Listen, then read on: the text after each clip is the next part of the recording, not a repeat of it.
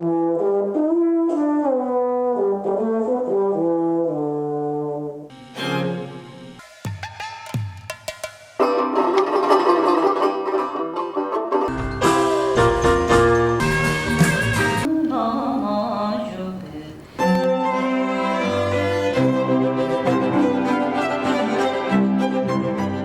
Performances is the presenting organization at Duke University.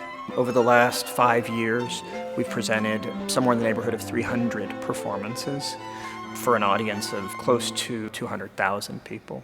We're working across genre very deliberately. So we're presenting in classical music. We have a robust classical series, a piano recital series, a chamber music series, a vocal ensemble series, and we present Duke's resident string quartet, the Ciampi Quartet. We present dance and theater, and then we present a large quantity of vernacular music, jazz, pop, Americana, electronica, country, soul, partly because they're an important part of a conversation at an institution of higher learning, but also because they have a deep resonance in the community in which we live. Part of the way that we have begun to think about Duke Performances is that it is a festival that runs for 10 months. Characteristics of a festival: they work across genre. Festivals define and guide people toward interesting, forward-thinking, new work that they might not normally see. Festivals are broad and specific.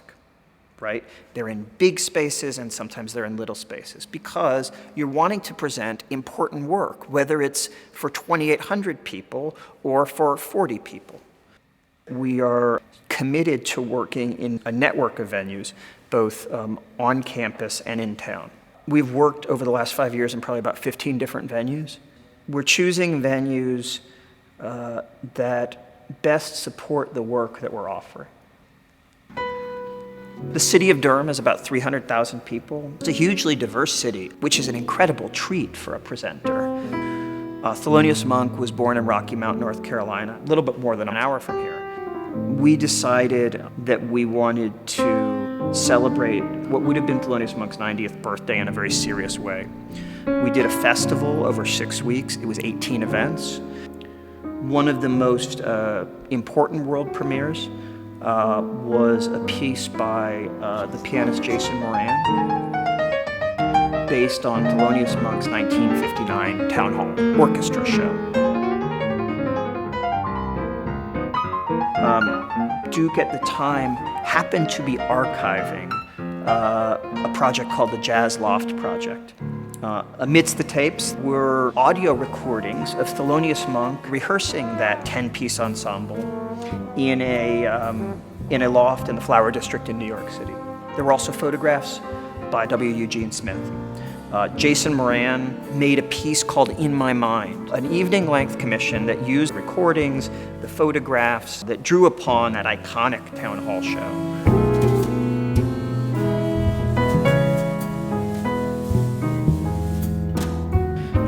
It was hugely successful. It played at San Francisco Jazz, it played at Symphony Hall in Chicago, it played at Washington Performing Arts Society in Washington, D.C., and has probably played at 60 or 80 venues across the world. 2 years later, we were able to present that show at Town Hall in New York City. The Center for Documentary Studies sent a group of students with an Emmy-winning director who's a faculty member at Duke to shoot that concert live. That concert was then made into a feature-length documentary. Final step: Jason Moran wins a MacArthur Prize, a Genius Award. Now, we don't know why anybody wins a Genius Award, but I would conjecture that this rather remarkable project that we invited him to be involved in and he took to the limit was one of the reasons that he was honored in that fashion. One of the things that Duke Performances has attempted to do is initiate unique projects that would not take place anywhere else.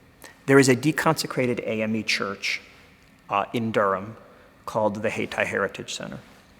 Branford Marsalis, who lives here in Durham, has made his last 5 albums there because of the quality of the acoustics in the room.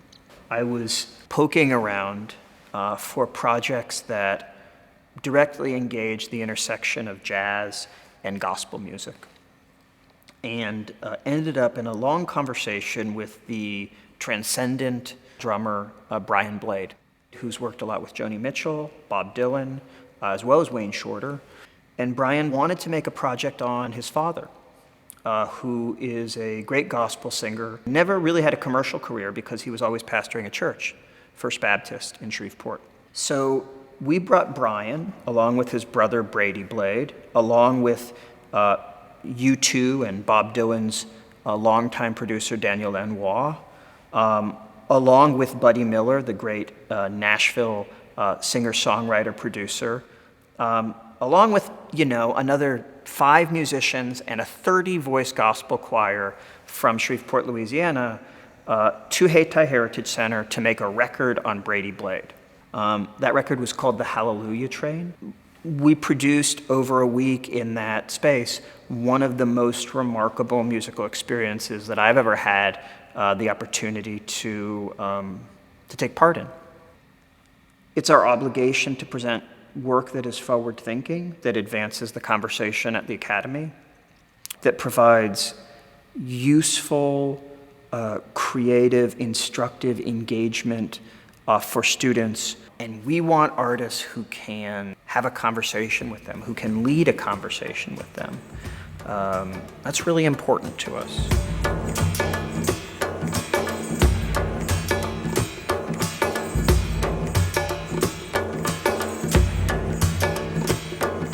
Alonzo King is a San Francisco-based choreographer and ballet teacher, and his company is amongst the most beautiful dance companies that you will ever see.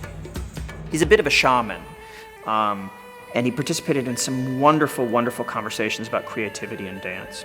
He also led a series of intensive master classes for Duke's finest ballet students. Duke has a very strong reputation when it comes to ballet.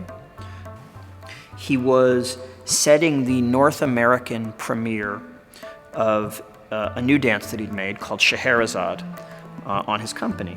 The piece had been premiered just 2 weeks prior at the Monaco Dance Forum. And so he came to Reynolds Theater and worked for 2 weeks for a North American premiere at Duke Performances here. Presented for a sold-out house over 2 nights. Really, really staggeringly beautiful work. What to expect at Duke Performances? You can expect world-class artists, people that we have selected for the quality of conversation that we think they can have with our patrons. Best possible lights, best possible sound, best possible technical appointments. I will come out on stage prior to every performance so you can get a good look at me, and I'll introduce the show. So you'll know who to come to if something doesn't come out well. You'll also know who to come to if it is one of the great artistic experiences that you've ever seen. My hope is that this would encourage our patrons to experiment with new artists, see parts of the city that they might not have seen in the past, and that we can, in a way, be a guide for that experience, along the way presenting transcendent performances.